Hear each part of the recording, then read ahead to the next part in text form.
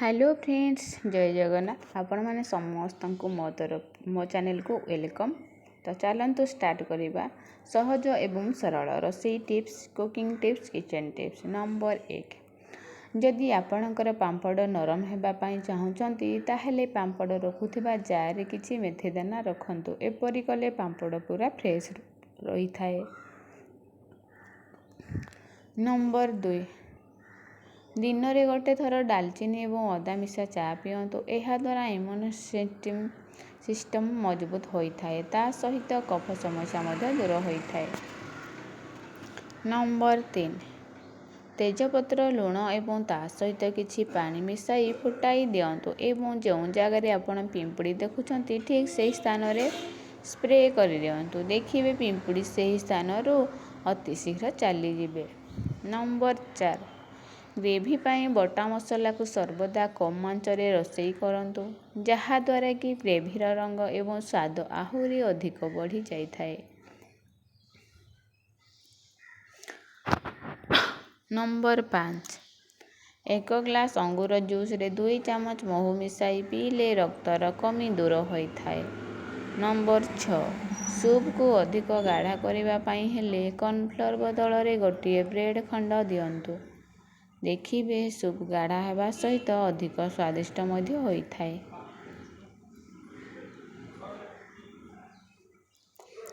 Number 7, दुनियार सबुठारु अधिक ओजन बढ़ाई खाद्य होछि आलू जातीय खाद्य किंबा आलू चिप्स। चिप्स खाइबा द्वारा जेतिकी ओजन बढ़ी थाए सेतिकी ओजन पिज्जा खाइले बढ़ी न थाए। नंबर 8, सिंगेड़ा तैयारी पाई अटा चकटिबा समय रे किछि घी मिसाई चकटंतु। यह द्वारा सिंगेड़ा खास्ता एवं क्रिस्पी तैयारी होता है।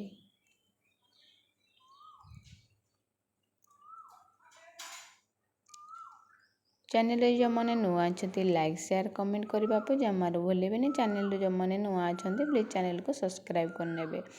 नंबर 9, जो मैंने मोटा अधिक अच्छा तो पतला होगा चाहते से मैंने प्रतिदिन गोटे मास पर्यंत कलरा जूस पिंतु, कारण कलरा जूस मोटापा कम करिबारे बहुत साहाय्य करिथाए।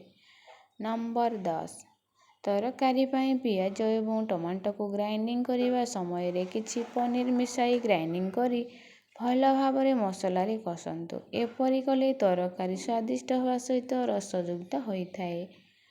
नंबर 11, अंडा सिझाइबा समय रे अंडारे किछि लुण एवं विनेगार मिसाई सिझांतु। यह द्वारा अंडा शीघ्र सिझी जाए, ता सहित अंडार अति सहजरे खल छाड़ी जाए।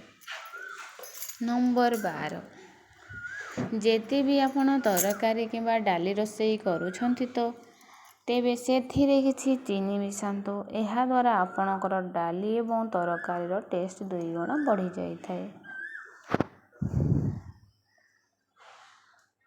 नंबर 13, चाउल एवं डाली रे पोक न लागिबा सेथिरे किछि तेजपत्र एवं गोटा हलदी रखंतु। एपरी कले डाली एवं चाउल रे पोक लगी न थाए। नंबर 14, जदि तरकारी अधिक राग हो जाए ताहले सेथिरे किछि चीनी मिसांतु, काहेकि तरकारी चीनी मिसाइबा द्वारा तरकारी थिबा राग मात्र किछि मात्रा रे कमी जाए।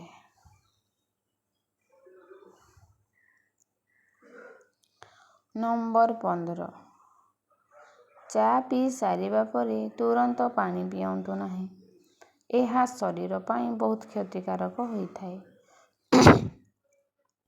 नंबर 16, पनीर को अधिक पर्यंत फ्रेश रखापी हेले पनीर को फ्रिज रे रखा पूर्व लिटिंग पेपर गुड़ाई फ्रिज रे रखंतु।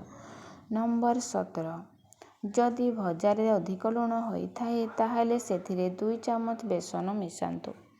यह द्वारा भजारे थिबा लुणर मात्रा कमी जाए। नंबर 18, उपमा को अधिक स्वादिष्ट करने हेले सूजी को घी रे भाजिकी सेथिरे किछि दही सहित पानी मिसाई उपमा प्रस्तुत करंतु। देखिए उपमा बहुत स्वादिष्ट हबो। नंबर 19, सागुदाना टिकी तैयारी करने हेले सेथिरे किछि ब्रेड गुंड मिसांतु। यह द्वारा टिकी फाटी न थाए। ନମ୍ବର 20 ବେସନ ଚିଲାକୁ ନରମ ତିଆରି କରିବା ପାଇଁ ହେଲେ ସେଥିରେ କିଛି ଫ୍ରେଶ୍ ଦହି ମିଶାନ୍ତୁ। ଆଜି ପାଇଁ ଭିଡ଼ିଓଟି ଏତିକି। Thank you.